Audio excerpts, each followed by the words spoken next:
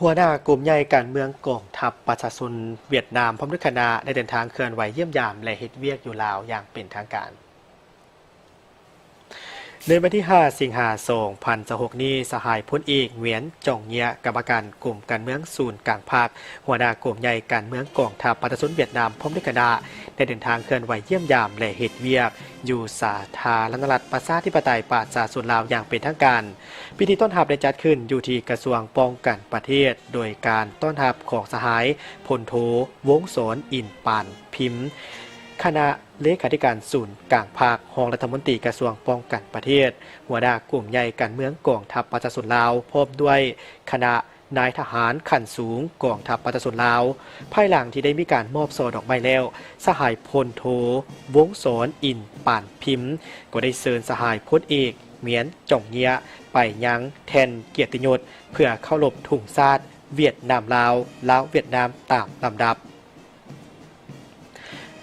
ภายหลังที่สำเร็จพิธีต้อนรับอย่างเป็นทางการแล้วทั้งสองฝ่ายก็ได้พบปะและทบทวนคืนการจัดตั้งปฏิบัติแผนการร่วมมือช่วยเหลือซึ่งกันและกันระหว่างสองกระทรวงป้องกันประเทศเฝ้ารวมปสพกแมนสองกลุ่มใหญ่การเมืองกองทัพประชาชนลาวและเวียดนามสืบต่อแลกเปลี่ยนคณะผู้แทนไปมาเยี่ยมยามถอดถอนบทเรียนซึ่งกันและกันตามแผนการร่วมมือประจำปี 2026-2027 อย่างเป็นปกติสืบต่อช่วยเหลือบำรุงก่อสร้างนายและพลทหารกองทัพประชาชนลาวและก่อสร้างพนักงานด้านภาษาลาวให้เพื่อนเวียดนาม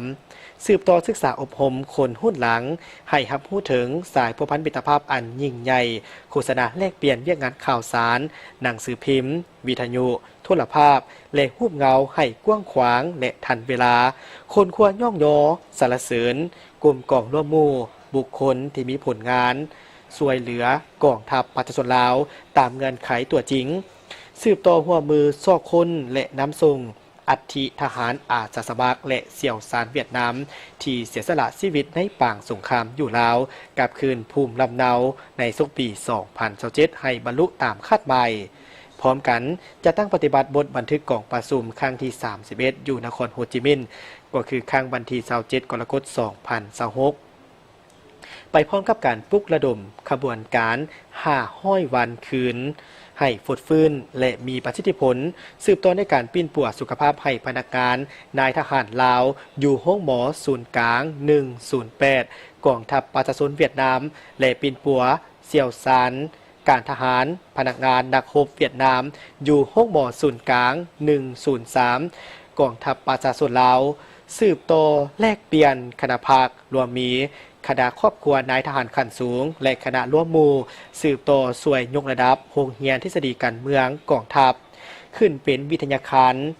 สองฝ่ายพร้อมกันจัดตั้งก้าเกียมและเฉลิมฉลองปีสามัคคีมิตรภาพลาวเวียดนามประจำปี